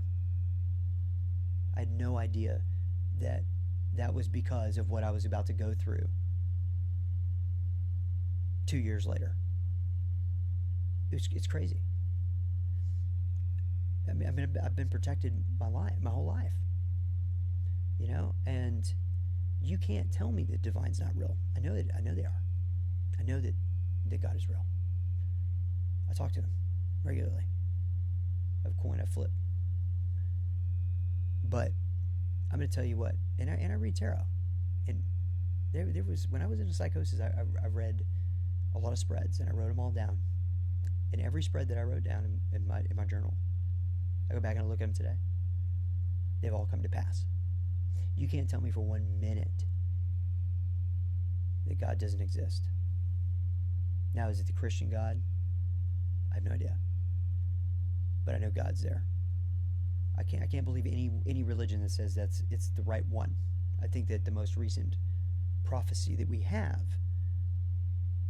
is in the Christian Bible. That I believe, yes. Is that God real? Yes. But that God, I think, is also all the other gods, right? I think we're all God, essentially. We're all made up of God anyways. But the whole point of all this is that this emotional manipulation and emotional extortion. I mean, and this was like, I mean, it got to one point where Amanda would just call me up to treat me badly, and she goes, "If you don't have any money to send me, don't talk to me." And I was like, whoa.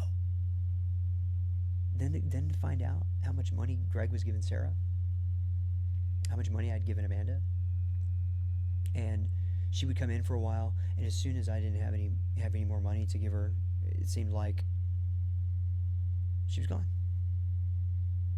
This last time she came back, and it really, really looked like and felt like she was trying to really be there in our relationship. But I just don't know. I really just don't know now. Because my grandmother's funeral came and went. She didn't even show up. My ex-wife was there with me for it. That was more hurtful than anything I've ever experienced up until this point. So then the next day, she tells me, she says, okay, I'm gonna come over. I'm gonna spend the night. Or, I'm sorry, no, that I'm sorry. Well, because I got up late to go, and she was giving me all these excuses about how she just wasn't ready. She was ready earlier, she said, which I find this very interesting. How were you ready earlier, right? But then now, even though I woke up a little late, but now you're not ready. How does that work? You still need a shower, so you weren't ready earlier because you weren't planning on going. You weren't going to go. I don't know if this was an attempt to hurt me, which is mind blowing, because especially the offer that I'd given her. I mean, I'm about to get an inheritance. I was gonna go DJ on Carnival Cruise Lines, and I was gonna basically have her be a stay-at-home wife. She'd do whatever she wanted. She was getting an allowance and everything. Didn't have to do anything but keep the house clean and raise her daughter. And that was the offer I'd just given her. To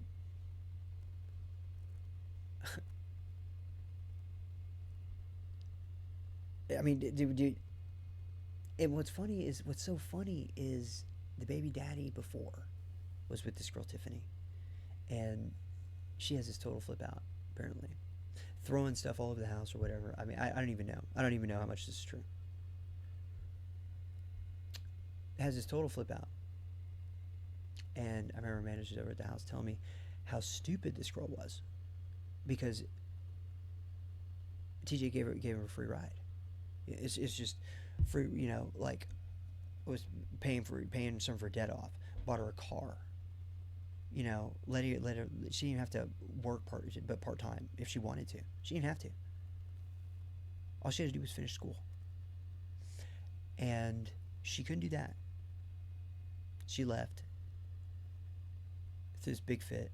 Ended up getting herself thrown in jail, is what I was told. Again, I don't know how much of this is true. The more I talk about this, the more I'm like, wow. Like, how could you ever come back? Like, listening to myself talk about it. I mean, it's like I really just experienced these two people. And, I mean, watch out. I didn't even know that this stuff existed. I didn't even know this type of person was real.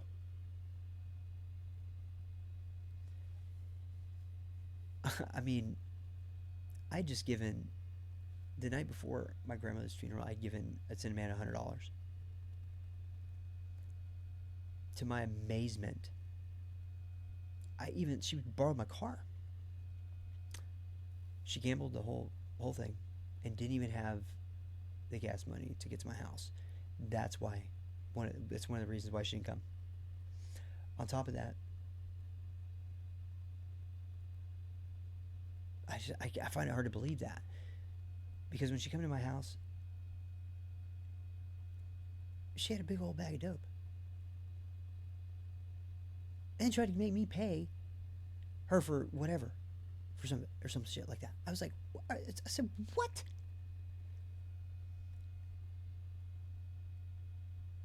I mean, it's mind blowing.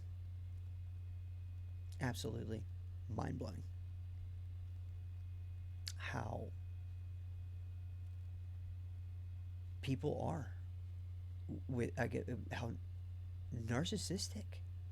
I know I hate that word, but I have never. I've seen selfishness. Okay, my aunt is selfish. Okay, she's very selfish, but not like that. My grandmother was selfish. I have never seen selfishness in that degree. It's you can't even call it selfishness. You just call it cruelty or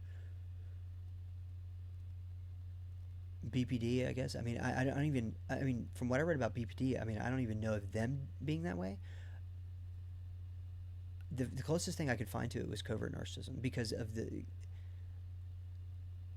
she literally I really feel like she believes that she's better than other people.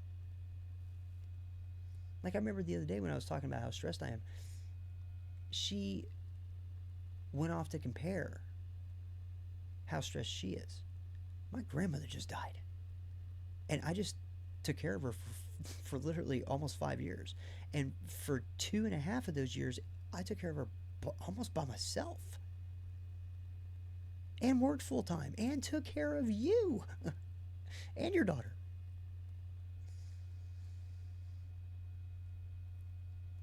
And you're going to tell me that I'm milking it, and my grandma hadn't even been dead a month. That's what was told to me. That I was milking it.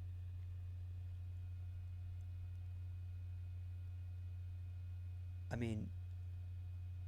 can't even, like, when I hear the words come out of my mouth, I can't even believe some of the shit. And it really made me question my original thoughts on TJ. Made me question if he was actually bad. I didn't know anybody could treat anybody like this.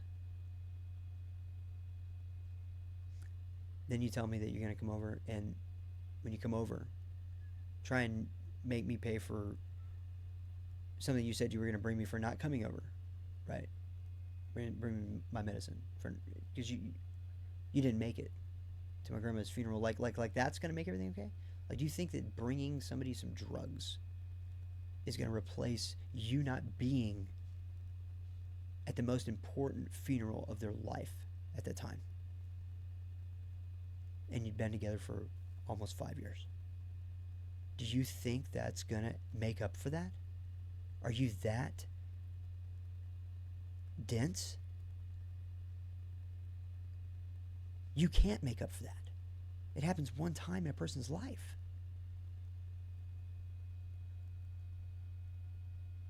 And then after that, then the day that you told her that you said you were going to come and spend the night that night. And then, but you had your daughter. You couldn't get away. I knew that was bullshit.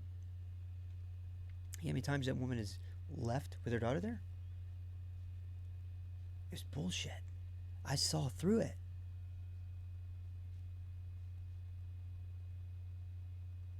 I said something. And then we went through fighting. We fought. And she kept trying to twist it around me. I wasn't having it. You have no merit now at this point. Your argument, there's nothing you can say that made any of it okay.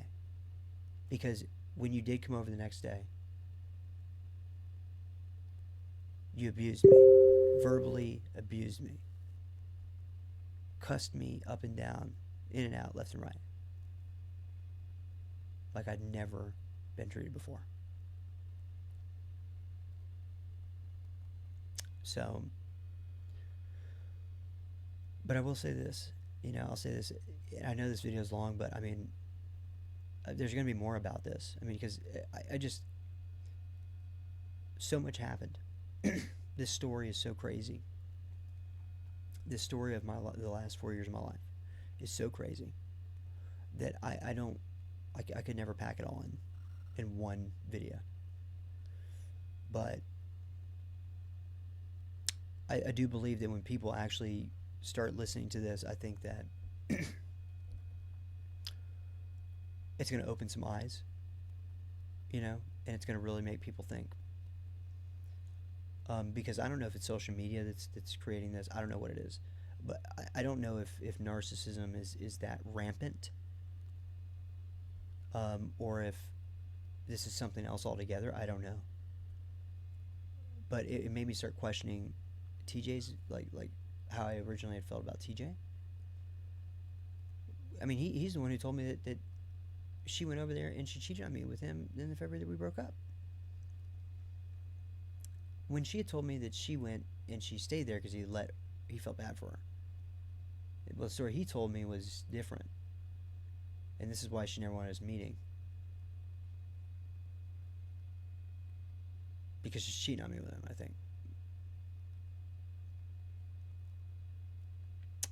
Question is, how many other people? I remember she went. I mean, this is a line you don't cross in a relationship. You don't sleep or go. You don't go to sleep at the opposite sex's house. I don't care how long you've been friends. That will make anybody uncomfortable.